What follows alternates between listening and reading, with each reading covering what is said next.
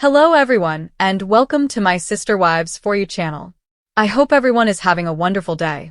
Before we begin, please hit the subscribe button and give this video a thumbs up. Perhaps because Meri Brown has always been so different from her two sister wives, Christine and Janelle Brown, they have never gotten along. In 1990, Meri wed her ex-husband Kody Brown, and a year later, they made the decision to become polygamous. Christine and Janelle eventually became part of the Brown family. Meri took up the role of a matriarch over the years, helping to raise Kody's other children with Janelle and Christine in addition to her own child with him. In order to increase the size of their family, Meri permitted Kody to take Robyn Brown as a second wife in 2010. Prior to Robyn's arrival in 2010, Meri and Kody enjoyed a cordial friendship. Kody grew distant from Meri and began to love Robyn because of her quiet and reserved demeanor, which made her his favorite wife. Kody wanted to adopt her 3 children from a prior relationship, so he eventually divorced Meri in order to officially wed Robyn. Christine and Janelle severed their spiritual ties with Kody after observing his affection for Robyn. Their deeds encouraged Meri to leave Kody and go on with her life in early 2023. Meri recently discussed why she differed from other sister wives in an interview with Leave for Lesbian Speaking. She said that because she wore cosmetics, Janelle and Christine were offended by her. "You shouldn't put makeup on your face and don't do your hair," she remembered Janelle and Christine advising her, because they thought it would feel more liberating. Meri acknowledged that she complied with their recommendations up until she had unannounced guests who noticed her without makeup, which made her feel ashamed. "I'm like, okay, Janelle and Christine, you are jerks," she said in closing. "This is something I will never do again." During their camping outings, Christine told her new husband, David Woolley, in Sister Wives Season 19, that Robyn was often out with him and wore makeup, which made Kody admire her. She continued, "Kody would sit there and praise how they looked when we'd been swearing and slaving over the freaking food and cleaning up the campsite." When Janelle's son, Hunter Brown, was irritated that Robyn's cosmetic regimen was delaying their camping plans, she had a similar experience. Meri shared her opinions about Robyn's decision to put makeup application first during their camping trip throughout the interview. Bringing up Janelle's love of camping and Christine's love of cooking, she emphasized that each member of the family has their own hobbies. However, wearing makeup was a priority for Meri and Robyn. She noted that Robyn preferred to sleep in and stay up late, which caused their plans to be delayed as she applied makeup later in the day, but Janelle and Christine were early risers. Meri's memory of the past gave the impression that she was standing up for Robyn. Meri's backing of Robyn was criticized by one YouTube user, who wrote, "Meri's still continuing to protect Kody and Robyn." Another said, "Meri seems to be having difficulty remembering all the lies the Brown family has told on the show over the years." Robyn has moved on from their connection and discovered people who genuinely care about her, despite the Sister Wives cast members' good remarks about her. Sister Wives actress Meri Brown's lone child, Leon Brown, has long made the decision to live life according to their own rules. Leon consciously chose to avoid the cameras of reality TV after coming out as non-binary and then trans. They used to feature frequently on the show, but now they are hardly seen. It came about when tensions with Kody Brown, the family patriarch, grew. According to reports, Leon and Kody have a tense relationship. It has resulted from distinctions that transcend generational divides. Their aspirations for authenticity and acceptance appeared to conflict with Kody's frequently dogmatic orthodox beliefs. Leon has therefore chosen their harmony over public turmoil and has stayed apart from the family dynamic depicted on the show. Fans have been worried about Leon lately, but why? Sister Wives. Leon and Audrey Chris, his longtime partner, are leading a happy life. Leon secretly established a life with their lover Audrey Chris amid the growing familial difficulties in the Brown household following the 3 divorces. They even had a covert wedding and have been together for years. They decided to forgo publicity in favor of privacy. Love, queerness, and resiliency have been integral components of their lives, which they have been living on their own terms away from the mayhem of cameras. Their choice to live a secluded life has only increased followers' appreciation of their relationship's peaks. Online, Leon and Audrey frequently post heartfelt and genuine moments. For many years, Leon and Audrey have been there for one another, and their healthy relationship frequently makes fans swoon. But a recent detail in their affectionate photo shoot caused the Sister Wives fandom to worry for Leon. Sister Wives, supporters notice Leon holding a cane. Are they alright? As previously mentioned, Audrey and Leon shared a lovely couples photo session. Fans of Sister Wives praised the images for being tender, romantic, and happy. Each frame, however, celebrated love in its purest form. They did post the photos during Pride Month after all. Audrey and Leon were radiant, and in one another's company. Fans showered the comments with support and love. The shoot was uploaded by one Reddit member. Someone observed something out of the ordinary at that point. Leon had a cane in a couple of the pictures. The pictures started to raise questions. Many questioned whether the cane was a fashion statement or an indication of damage, and whether something had occurred to them. However, some fans who had been following Leon were aware of what had transpired and informed everyone. As it happens, Leon lately played soccer and tore their Achilles tendon. There was nothing concerning or long-term. The cane served only as a short-term healing assistance. After this revelation, fans were at last relieved. As a result, nothing significant occurred, and Audrey and Leon were both content and in good health. How do you feel about the pictures? Let us know in the comments. Long before Robyn Brown ever smiled her way into the hearts, homes, and headlines of the Sister Wives universe, the plural family she eventually joined was already a simmering pot of emotional friction, deep-seated resentment, and clashing personalities struggling to coexist under the illusion of spiritual harmony, and at the center of it all stood Meri Brown, the original first wife, who clashed brutally and often silently with both Janelle and Christine in a rivalry that was more complex than fans ever realized. To truly understand the implosion of this polygamous family, you have to look not at Robyn's arrival, but what preceded it. Because Meri's dynamic with Janelle and Christine wasn't just a matter of personality difference. It was an intricate web of hierarchy, jealousy, power plays, and an unspoken war over Kody Brown's dwindling emotional currency. From the very beginning, Meri, legally married to Kody, held a place of privilege and perceived ownership over the family. She was the first, the gatekeeper, the one who Kody fell in love with initially, and in many ways, she saw herself as the anchor of the Brown household.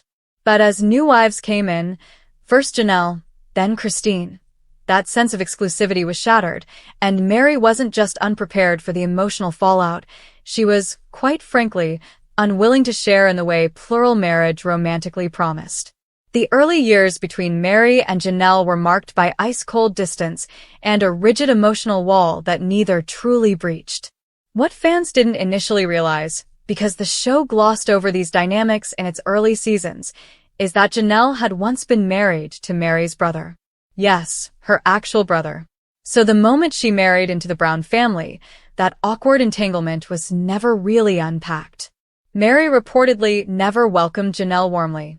In fact, she was territorial, suspicious, and at times, allegedly passive-aggressive.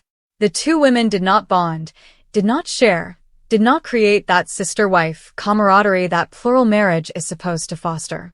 Instead, they coexisted in polite dysfunction, raising children under the same roof with a polite nod but very little emotional intimacy. Meri saw Janelle as practical, cold, too logical, a woman who chose the lifestyle for independence and financial stability rather than emotional unity. Meanwhile, Janelle saw Meri as controlling, moody, and manipulative, someone who expected first-wife privileges long after the concept of sharing a husband became the family creed. When the Browns lived under one roof in Lehi, Utah, Meri's interactions with Janelle were minimal at best and chilly at worst. She reportedly would dominate communal conversations, overstep on parenting boundaries, and often took issue with how little Janelle engaged in household or emotional responsibilities. But behind all that tension was one thing neither woman would say out loud. They both knew Kody favored Janelle intellectually, even if he was legally bound to Meri. That burned Meri quietly, and it became the silent crack that kept expanding. And then came Christine, the third wife, the bubbly homemaker, the woman who loved plural marriage because she loved the culture of it. Unlike Janelle, Christine craved emotional connection. She wanted to be loved, valued, respected, not just by Cody, but by her sister wives. She admired the idea of family dinners, childcare rotation, and late-night talks over herbal tea.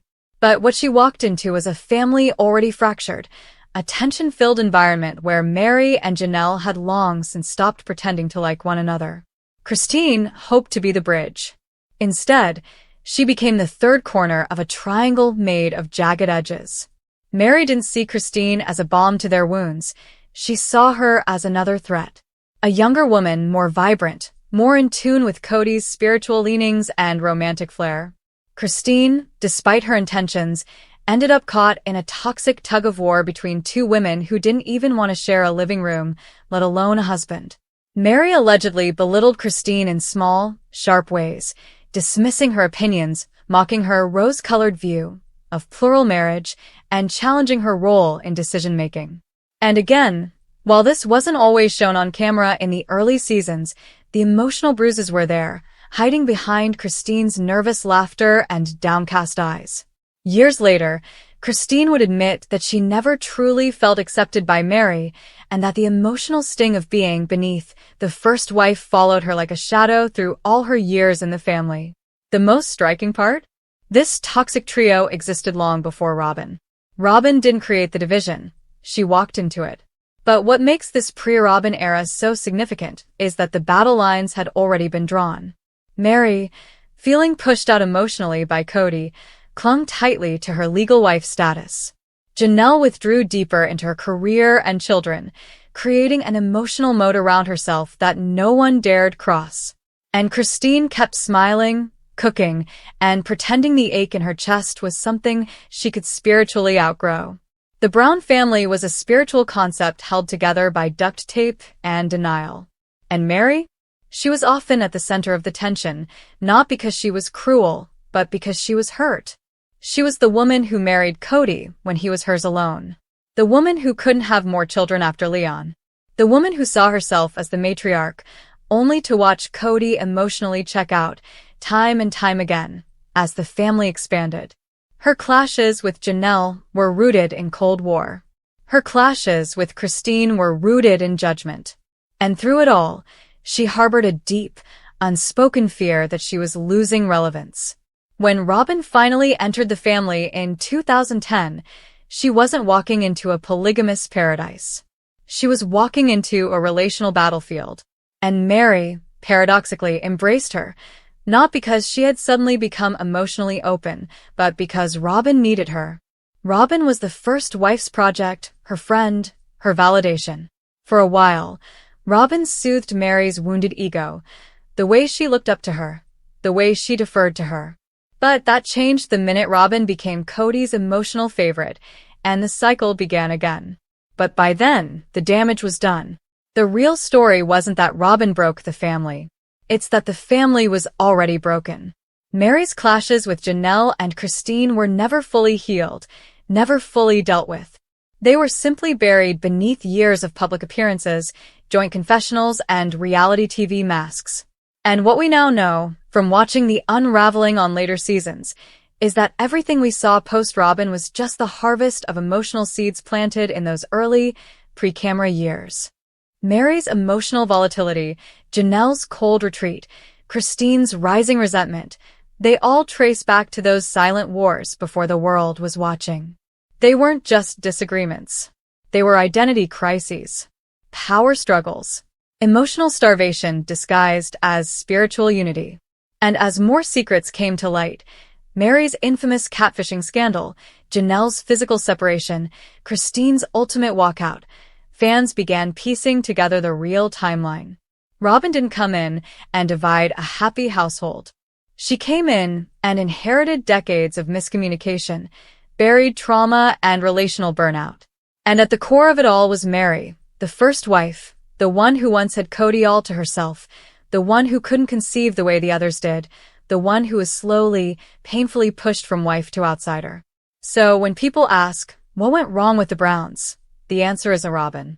It's everything that happened before her. The icy stares across shared kitchens, the whispered judgments, the awkward parenting boundaries, the unresolved grief. Mary clashed with Janelle and Christine not because polygamy is hard, though it is, but because nobody taught these women how to love each other in the face of competition. Nobody gave them the tools to manage jealousy, identity loss, or fractured sisterhood. They just kept smiling for the cameras while silently dying inside. And now, years later, we're watching the fallout in real time, but if you were paying attention, you saw the cracks forming long ago. Because Mary Brown didn't just lose her marriage. She lost a battle she'd been fighting since wife number 2 walked through the door. And what made it all worse, what turned those passive-aggressive glances and curt silences into a full-blown emotional war zone, was that no one talked about it. Not really. Not when the cameras weren't rolling. Not when the kids were watching. Polygamy in theory required vulnerability and communication. But in practice, it required silence, suppression, and self-sacrifice. And Mary? She silenced her grief so deeply that it curdled into resentment. She was the one expected to lead, to set the tone, to open the door to new wives, but no one prepared her for how much it would hurt to see her husband fall in love with someone else right in front of her. And with Janelle, it wasn't just that she married Cody. It was that she was so independent. She didn't cry. She didn't compete. She didn't beg. She didn't need Cody's validation the way Mary did. Or, at least she never showed it. And that made Mary feel weak. It made her feel exposed. Like she was the emotional one, the dramatic one, the one always holding on too tightly. Janelle could let things roll off her back, but Mary clung to slights. Every eye roll, every boundary, every instance where she wasn't consulted or wasn't prioritized. Janelle would brush it off. Mary would bury it. And buried things rot. That's what happened in their relationship. With Christine, the breakdown was more subtle but more painful. Christine wanted connection. She idolized the idea of sister wives being best friends. She thought plural marriage would give her built-in companionship, spiritual alliance, a second family within a family. But Mary, burned by her non-relationship with Janelle, didn't welcome Christine with warmth either. She didn't make room. And Christine, ever the people-pleaser back then, kept smiling through the rejection. She cooked meals, cared for everyone's kids, played the good wife. But inside, she was starving. She once admitted that she hated sharing a kitchen with Mary. She couldn't relax in her own home. She felt watched. Judged. Beneath her. And worst of all, she knew Cody wasn't defending her. Mary had his loyalty, not his romance, but his alliance. He often backed her in family disputes. Christine was younger, newer, and less secure. And instead of growing closer, the wives began forming emotional silos. They smiled together at church. They sat beside one another in family photos. But each wife was emotionally isolated, each one carrying a different burden, and Mary, once the centerpiece of the Brown story, became a symbol of that imbalance. Even their homes reflected it. In the Lehigh house, with its divided sections and shared walls, proximity did not equal unity. Mary's section was tidier, more formal, more decorated, but colder. Janelle's was utilitarian. Christine's was filled with warmth, children's drawings, and chaos. They lived together, yes, but they were never together. And Mary's quiet resentment spilled over in ways viewers never saw until much later. She'd nitpick Christine's parenting. She'd dismiss Janelle's budgeting. She'd weaponize her role as legal wife, making decisions, keeping information, building barriers. When the family discussed the future, Mary expected the final word. And when she didn't get it, she withdrew. She sulked. She weaponized distance. And it worked. Over time, the other wives stopped trying. They built separate lives. And Mary, ironically, became the most emotionally isolated woman in a family of emotional walls. By the time Robyn entered, Mary was already depleted, but also desperate. Her relationship with Cody was fading. Her emotional bond with the other wives was damaged. And her role in the family? Unclear. So when Robyn came in, sweet and wide-eyed, looking up to Mary as the original wife, Mary latched on. Robyn needed her. Robyn liked her. Robyn didn't challenge her the way Janelle did, or subtly pull away like Christine. Robyn deferred. She admired. She soothed Mary's bruised ego. For a while, Robyn healed her, but only temporarily. Because Cody fell hard for Robyn, harder than anyone expected. And when he asked Mary for permission to court her, Mary said yes, thinking it would restore her status. Instead, it sealed her emotional downfall. Robyn became the center of Cody's world. And Mary? She was left behind, again. Only this time, the sting was sharper, because she'd invited it.